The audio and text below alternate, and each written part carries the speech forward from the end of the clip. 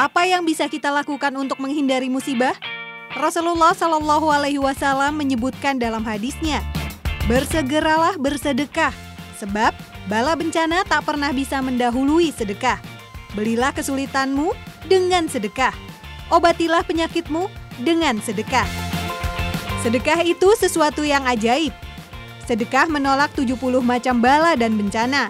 Dan yang paling ringan adalah penyakit kusta dan sopak atau vitiligo. Ya, sedekah roti adalah salah satunya. Setiap Kamis siang, ibu-ibu dari berbagai daerah di Jabodetabek berkumpul untuk membuat aneka macam roti. Namanya Yusro.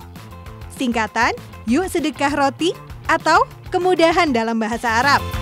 Aktivitas ini biasa dikerjakan pada hari Jumat subuh. Namun, tak menutup kemungkinan dilakukan pada hari-hari lain.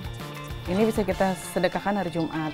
Roti itu umurnya bisa 4-5 hari. Jadi kita bikin hari Kamis, bisa sedekah Jumat, Sabtu, Minggu, bisa kemana-mana, bisa didistribusikan kemana-mana dan itu tetap awet gitu. Mimpi besarnya, sedekah ini tak hanya menjadi sedekah pada hari-hari tertentu saja, tapi bisa dilakukan rutin setiap harinya. Ya, karena inilah amalan yang Allah sukai, rutin meskipun sedikit. Dan tak hanya itu saja, sedekah dalam bentuk apapun merupakan penolak bala, penyubur pahala, menahan musibah dan kejahatan, serta menjadi rezeki yang dilipat gandakan oleh Allah Subhanahu wa Ta'ala.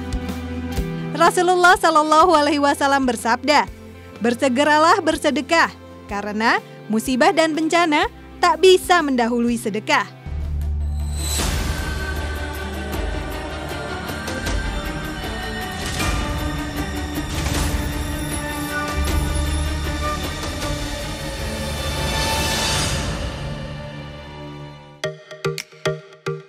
Sahabat Hikmah, kekuatan terbang burung mengilhami manusia untuk menjelajahi langit.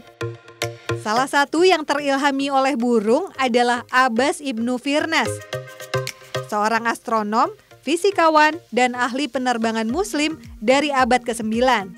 Ialah manusia pertama yang mengembangkan alat penerbangan dan sukses terbang. Ibnu Firnas sudah berhasil terbang 1000 tahun yang lalu.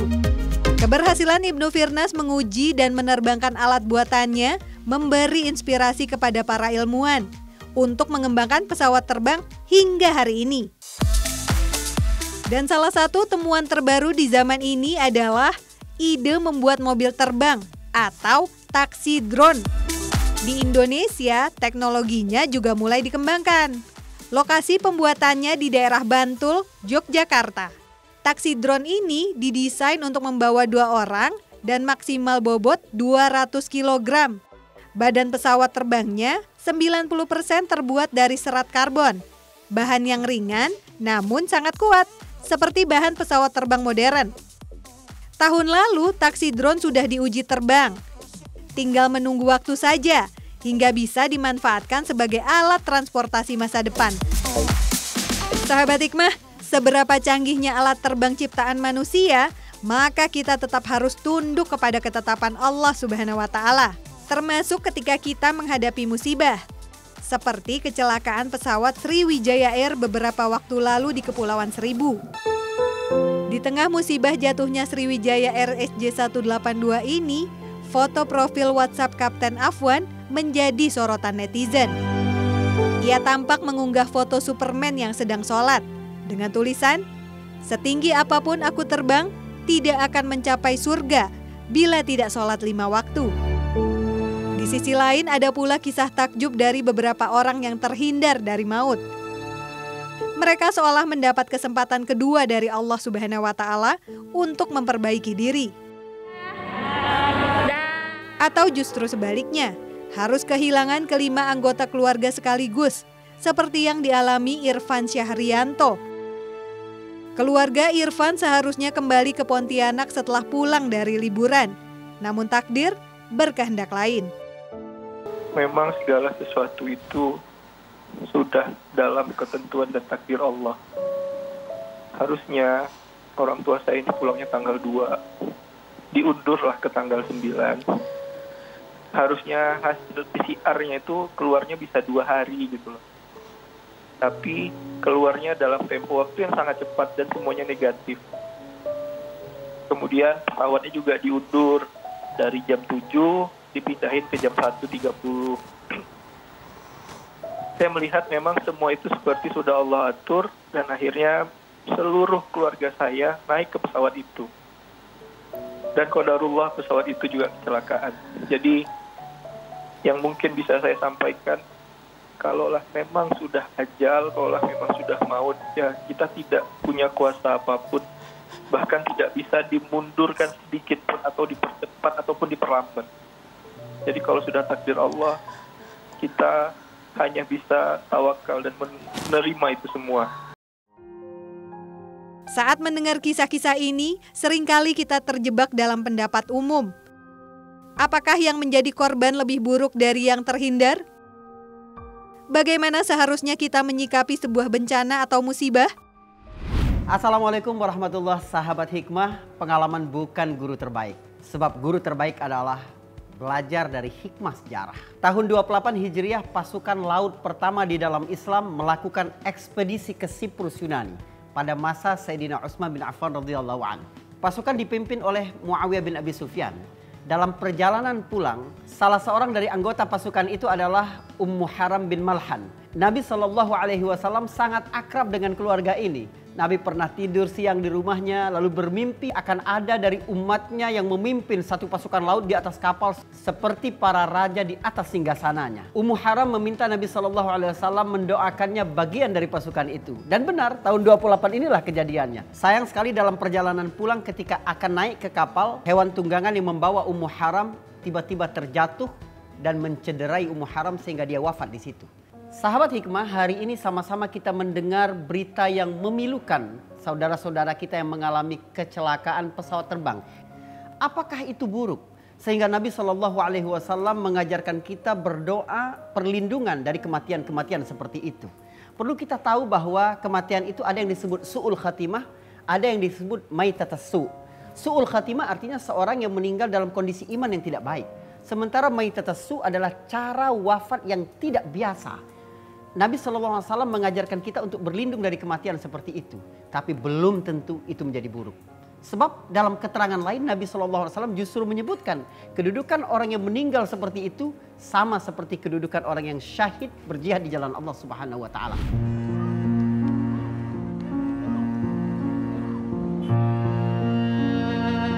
Sahabat hikmah, dalam beberapa pekan terakhir kita dihebohkan dengan maraknya pemberitaan tentang berbagai musibah di media massa.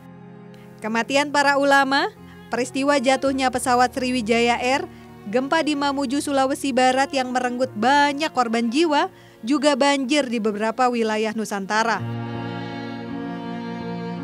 Sebagai orang yang beriman, kita pun tidak boleh larut dalam kesedihan. Meski sedih, bukanlah salah satu perilaku yang dilarang Allah Subhanahu wa Ta'ala. Lalu karena terjebak dengan angka-angka statistik, kita hanya ingin tahu berapa jumlah korban, berapa kerugian dan seterusnya. Kita juga lupa berempati kepada keluarga yang tertimpa musibah. Ja'far bin Abi Thalib ketika wafat dalam perang Mu'tah tahun ke-8 Hijriah, semua keluarganya bersedih sehingga Nabi memerintahkan orang-orang untuk menghibur keluarganya. Nabi SAW bersabda, "Isna'u li ahli Ja'far ta'aman fa innahu qad atahum ma yushghiluhum." Buatlah makanan untuk keluarga Ja'far karena mereka sekarang sedang disibukkan oleh musibah yang menimpa mereka. Bagi orang-orang yang dekat, keluarga atau tetangga dapat menghibur dan datang langsung jika memungkinkan untuk bertakziah. Tapi bagi kita yang cuma mendengar beritanya dan tidak kenal, kita dapat menunjukkan bela sungkawa dan kepedulian kita dengan cara mendoakan untuk para korban. Sudahkah kita membiasakan diri setiap kali mendengar satu berita tidak baik, musibah dan kecelakaan, kita langsung mendoakan mereka kepada Allah Subhanahu wa Ta'ala. Dan kita tidak tahu, doa itulah yang akan menyelamatkan kita nanti di akhirat. Sahabat hikmah, sebagai makhluk yang bernyawa, kita sebagai manusia tentu akan mengalami kematian. Namun, cara kematian yang baik tentu saja menjadi idaman kaum muslimin. Dalam sebuah riwayat dari Abul Yasar, ia berkata, dahulu Rasulullah SAW berdoa, "Ya Allah, sesungguhnya aku berlindung kepadamu dari terjatuh dari tempat yang tinggi. dari tertimpa bangunan atau termasuk terkena benturan keras dan tertimbun tanah longsor, dari tenggelam dan dari terbakar. Aku juga berlindung kepadamu dari campur tangan setan ketika akan meninggal. Aku juga berlindung kepadamu dari meninggal dalam keadaan lari dari medan perang. Aku juga berlindung kepadamu dari meninggal karena tersengat hewan beracun. Hadis riwayat Al-Nasai. Dari hadis ini, jelas bahwa Rasulullah Shallallahu Alaihi Wasallam menghindari kematian seperti tadi. Tapi, bukankah sebagian kematian ini adalah cara kematian yang mulia di sisi Allah Subhanahu Wa Taala? Sahabat hikmah, bagi seorang muslim yang taat, kematian mendadak adalah suatu anugerah. Dari Ibnu Mas'ud, ia berkata, "Aku mendengar Rasulullah Shallallahu Alaihi Wasallam bersabda, kematian mendadak adalah keringanan terhadap seorang mukmin dan siksaan yang membawa penyesalan terhadap orang kafir." Hadis riwayat At-Tabrani. Ya, seorang mukmin akan selalu mempersiapkan diri dengan keimanan yang syahih dan amalan yang soleh. Karenanya, kematian mendadak merupakan keringanan baginya. Sementara bagi orang yang kufur, Allah Subhanahu wa Ta'ala tidak membiarkannya bersiap-siap untuk akhiratnya dengan taubat dan dengan mempersiapkan bekal akhirat. Dan Allah Azza wa Jalla tidak memberikannya sakit yang bisa menjadi penghapus dosa-dosanya. Karena inilah, dalam menghadapi musibah atau bencana, setiap mukmin hendaknya selalu berikhtiar untuk menghindari semampunya. Nah, sahabat hikmah, sebelum kita membahas lebih jauh tentang cara kita menyikapi kematian yang tidak biasa, kita uji sobat-sobat hikmah dulu yuk. Seberapa jauh mereka tahu adab-adab yang diajarkan Rasulullah Shallallahu Alaihi Wasallam saat mendengar musibah.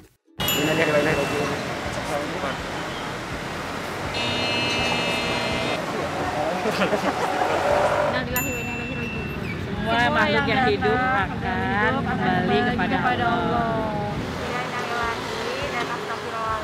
Artinya itu segala sesuatu akan kembali pada Allah. Innalillahi wa inna ilaihi raji'un. Segala sesuatu akan kembali kepadanya. Hendaknya ketika seorang muslim tertimpa musibah untuk segera mengingat Allah Subhanahu wa Ta'ala. Rasulullah Shallallahu Alaihi Wasallam dalam sebuah hadisnya memberikan petunjuk bagi umatnya untuk segera melafazkan sebuah kalimat ketika tertimpa musibah. Tidaklah seorang muslim yang tertimpa musibah kemudian bersegera kepada apa yang diperintahkan Allah berupa ucapan Innalillahi wa inna ilaihi raji'un. Allahumma indaka ihtasabtu mushibati fa'jurni fiha wa awidini minha. Sesungguhnya kami adalah milik Allah dan sesungguhnya kami akan kembali kepadanya. Ya Allah, di sisimu aku rela dengan musibah yang menimpaku. Maka berilah aku pahala dan gantilah dengan yang lebih baik.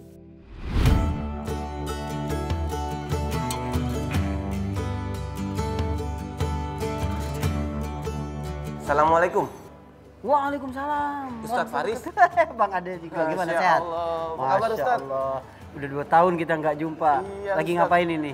Ya, Nah, sahabat hikmah, masih ingat dengan sosok komedian ini? Yap, beliau adalah Ade Jigo, komedian jebolan ajang pencarian bakat di televisi. 2 tahun yang lalu masih bengap-bengap setelah kejadian di Anyer ya. iya. Tahun 2018, Ade Jigo kehilangan istri akibat bencana tsunami Banten. Namun, nyawa Ade Jigo terselamatkan dari peristiwa tersebut. Bagaimana cara Ade Jigo mengambil hikmah dari peristiwa ini? Bang Ade, kebetulan kita ini sedang membahas tentang bagaimana sih merespon berita kecelakaan seperti peristiwa yang terakhir ini, pesawat ini.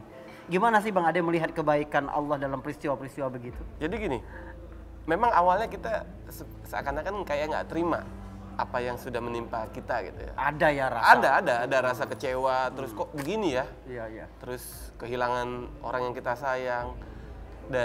Tapi kalau kita terus-terusan mikirin itu, kita juga nggak akan bangkit.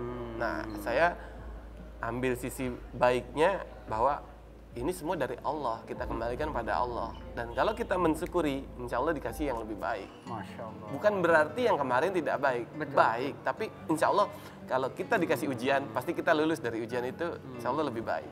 Gimana kita bersabar, gimana kita melihat sisi kebaikan, kan begitu ya? Betul Ustadz. Jadi yang sekarang saya lebih yakin bahwa jodoh, maut, rezeki, takdir semua sudah ada yang mengatur Ustadz. Kalau kita menyimpulkan ke situ, pasti kita juga, oh iya ini sudah takdirnya, ini sudah jodohnya, ini sudah rezekinya. Pokoknya kita kembaliin ke langit dah. Iya betul Ustaz. Itu kuncinya memang. Benar Ustaz. Begitu. Dan alhamdulillah setelah kejadian kemarin sampai dengan detik ini, ya dalam kegiatan sehari-hari pun anak-anak, keluarga, semua pasti lebih baik Ustaz.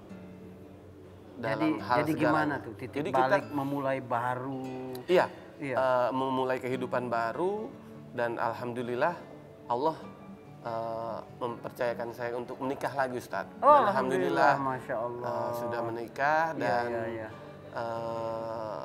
dengan kondisi sekarang kita banyak bersyukur Ustaz dengan adanya kejadian kemarin.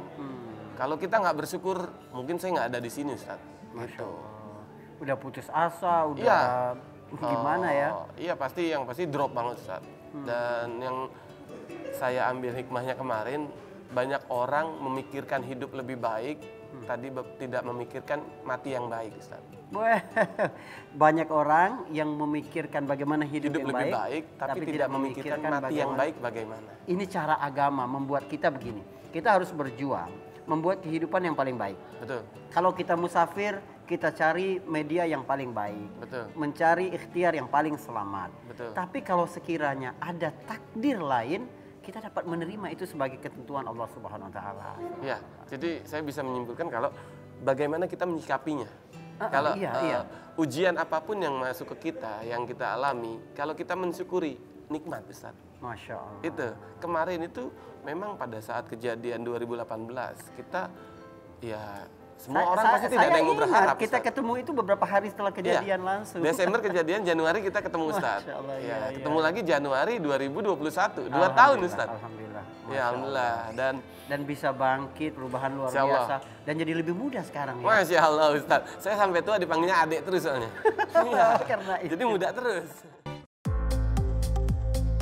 Pagi ini Chef Ian mau hidangkan yang spesial nih. Roti canai atau roti canai khas India. Cara membuatnya cukup mudah. Tinggal mencampur terigu, garam, gula, dan mentega. Jika semua sudah tercampur rata, tinggal panggang di atas pan atau wajan. Nah, Chef Ian juga akan membuat kari ayam spesial sebagai pasangan roti canainya. Cara menghidangkannya harus terpisah seperti ini. Tujuannya agar roti canai tidak menjadi lunak saat dihidangkan.